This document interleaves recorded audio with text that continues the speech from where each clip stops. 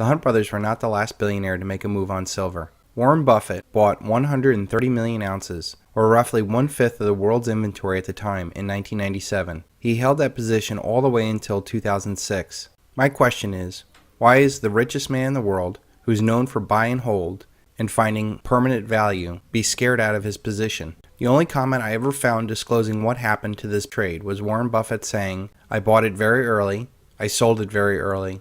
Other than that, it was perfect." Now, I have no proof of this, but I am willing to speculate that at the exact same time that Warren Buffett was forced out of his silver position, he was heavily involved with the AIG scandal with Hank Greenberg. Warren Buffett's General Re took the other side of a lot of shady AIG positions. The deals ended Hank Greenberg in 2005, and yet Warren Buffett escaped with only a $50 million slap on the wrist. Is it out of the realm of possibility to say that Warren Buffett was feeling the heat and offered the elitist insiders his stash of silver to get out of the kitchen? The timing and situation is way too coincidental. And all of this was before AIG stole $186 billion in the biggest bankster bailout ever. Sure. Tim Geithner was the president of the New York Federal Reserve Bank in the fall of 2008. When the Federal Reserve and the Treasury and the White House and the Congress decided to bail out AIG. Right. In the process of that bailing out of AIG, many documents were exchanged. If you went to the bank to borrow money, you'd have to fill out documents. One of the documents AIG filled out said, "We owe X dollars to Goldman Sachs, and we plan on paying them 100 cents on the dollar." According to Bloomberg, emails that came out yesterday say that lawyers for the Federal Reserve Bank said, "We were told to strike this from the form so that AIG would not reveal to the Treasury Department or to the public that this money was going to be paid to Goldman Sachs because that's a politically toxic issue." Goldman Sachs making a fortune, making 100 cents on the dollar with federal funds. Now, if you go to buy a $25 savings bond from the federal government and you falsify the document to acquire that bond, you can go to jail. That's right. If you borrow $185 billion from the government, like AIG did, and you falsify a document, even if the government told you to do so, the people involved can go to jail. According to Bloomberg, one of the people who told them to do so was the now Treasury Secretary Timothy Geithner. And coincidentally, at the exact same time that Warren Buffett supposedly sold his silver, Barclays started the SLV ETF with, guess what, 130 million ounces. I have to admit, I was quite excited when SLV came onto the market in 2006. I love the idea of buying physical silver with the ease of buying a stock. However, it did not take long for rumors to come out that there was not enough physical silver backing the shares and that JP Morgan and HSBC, the largest shorts in the silver market, were also the custodians of that SLV. I then saw SLV as a paper scam to siphon off investment demand out of the physical metal and into another paper Ponzi scheme. SLV in a few short years has increased its reserves to 16 times the original inventory at its inception. I have seen weeks when SLV added 523 tons in 1 week to its inventory and the price of silver didn't move at all. That confirmed my suspicions.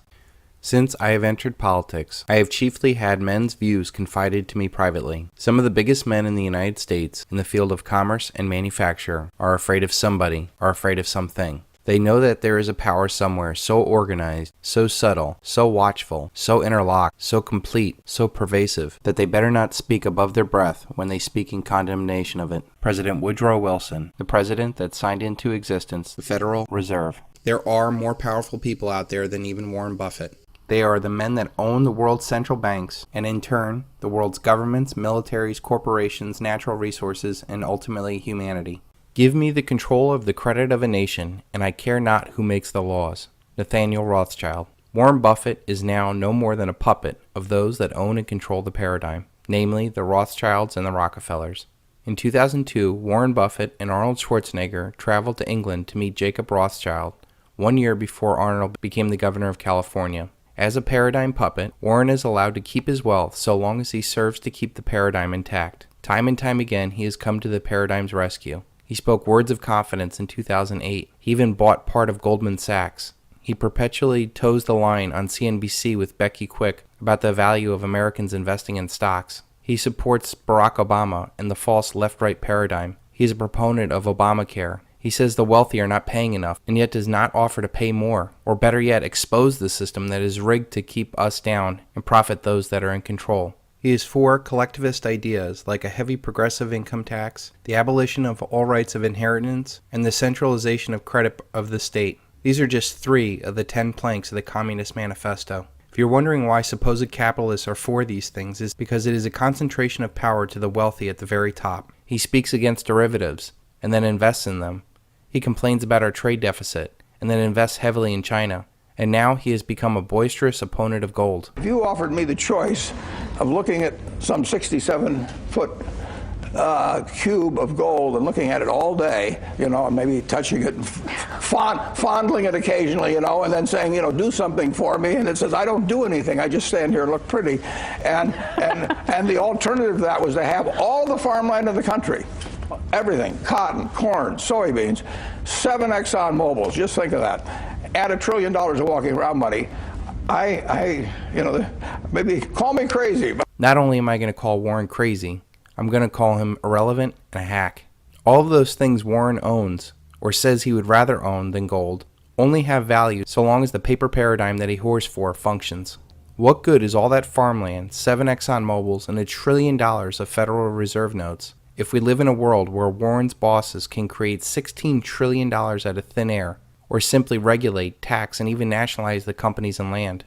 What good are any of those income-producing assets when we have the mathematically inevitable collapse of the world's first debt-based global reserve currency? What good are those income-producing assets when there is no economy because there is no currency?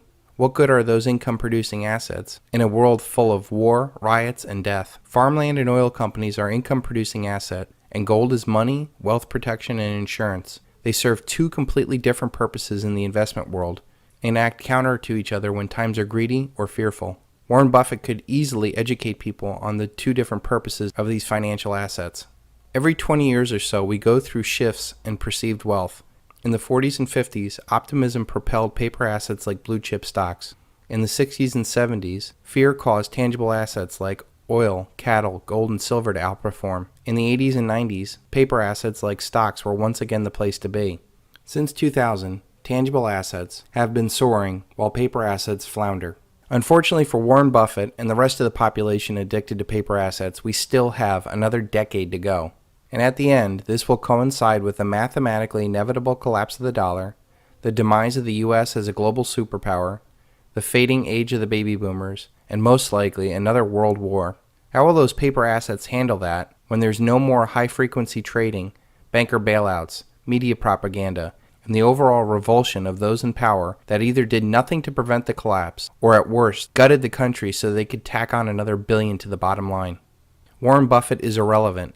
What made Warren Buffett a great investor in the past was his ability to see value in stocks and ride the secular bull market that pushed his wealth to untold heights. But now he is so much invested in that paradigm he can't get out of it, so he's forced to defend it. Warren Buffett is irrelevant because that pretty brick of gold that does nothing has smoked this financial genius over the past decade, and yet he still has the gall to attack it. Since 2001, the average CNBC viewer is at best break even if they invested in the Dow in nominal terms. This does not include for inflation and taxation. Warren Buffett's Berkshire Hathaway has returned a little more than 50% over a decade, and again, that does not include inflation or taxation. Meanwhile, that brick of gold that does nothing has returned 1,300% just sitting there. Perhaps people should be paying $1 million to have lunch with a hunk of gold instead of this has-been. Understanding where the market is going and getting there ahead of everyone else is the key of creating generational wealth. For example, if you got out of stocks in 2000 and bought a house, and then sold that house at the top of the housing bubble in 2005, and then plowed those profits directly into silver, you would have been up 3,500% over the past 12 years. And all of it tax-free and inflation protected. That's it. 2 simple trades done over 12 years has been all the difference. While this is an accomplishment I'm proud of, it is nothing compared to the real returns that we're going to see when this paradigm ends. With the mathematically inevitable collapse of the dollar, all paper assets will be rendered worthless as people learn the true meaning of counterparty risk. Only things that have real tangible value will have the means of protecting wealth, and nothing shines brighter than silver. In fact, it took 17,000 ounces of silver to buy 1 share of Berkshire Hathaway in 2001. Now it is 3,200 ounces. That is a dramatic loss in real purchasing power if you held your wealth in Berkshire Hathaway. And silver has not even started to get moving yet. And despite gold outperforming Warren Buffett over this past decade, he still comes out and says, it gets dug out of Africa or someplace, we melt it down, we dig a hole, we bury it again, and we pay people to stand around guarding it. It has no utility. Anyone watching it from Mars would be scratching their head. Warren Buffett is a hack. He could be telling the truth about how the world works and use his fame to help millions to avoid the single largest event in human history. He could explain to the masses what role gold plays in economics and liberty. But no, he sings songs lulling people back into complacency while the masses are led into generational slaughterhouse. He should be warning the world of what is coming and the dramatic impact of the mathematically inevitable collapse of the dollar will have on humanity. He could help millions into financial lifeboats like tangible assets with this fame. But no, he continues to pay lip service to a paradigm that only benefits those at the top, while the rest of the world continues to struggle with inflation, crony capitalism, banker bailouts, never-ending war, massive malinvestment, and outright fraud. When we see the final collapse of this paradigm, history will come down very hard on those that should have known better or participated in the collapse.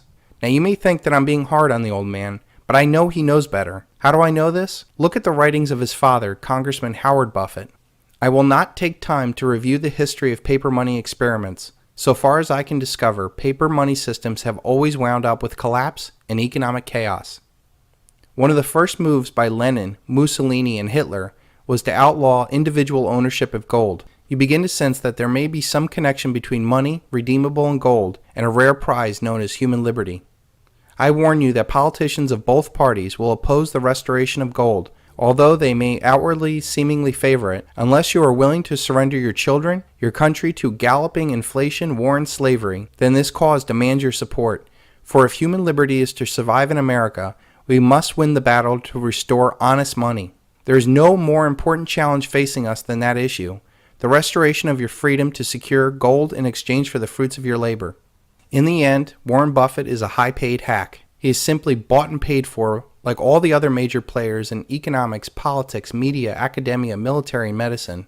They are all either actively or passively supporting a paradigm and selling the illusion that gives them incredible power. Rare is the man who is given the keys to the kingdom and walks away. Apparently, even the brightest minds entrenched in the liberty movement can be corrupted. In absence of the gold standard, there is no way to protect savings from confiscation through inflation.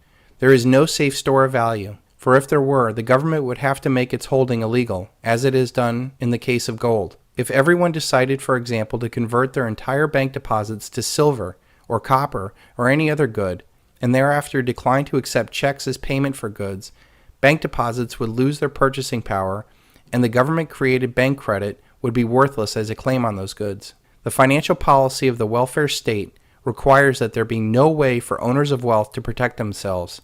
This is the shabby secret of the welfare statist tirades against gold. Deficit spending is simply a scheme of confiscation of wealth. Gold stands in the way of this insidious process. It stands as a protector of property rights. If one grasps this, one has no difficulty in understanding the statist antagonism towards gold. That was written by none other than the most powerful central banker of our time, Alan Greenspan. You see, Alan Greenspan mentored under the libertarian guru Ayn Rand, who wrote classic novels like Fountainhead and Atlas Shrugged. And yet, as time went on, he sold his convictions short so that he could gain more and more power and further enslave humanity with debt. Men like Alan Greenspan and Warren Buffett could do so much to bring economic sanity and human freedom to the world. They are old and really have nothing left to lose. Their words would cut like a knife through the paradigm that spreads debt and death throughout the world. But they continue to perpetuate the lie and smile at us while they do it. I am left to ask the question, who is worse, the criminals or the men that enable the criminals? History will decide.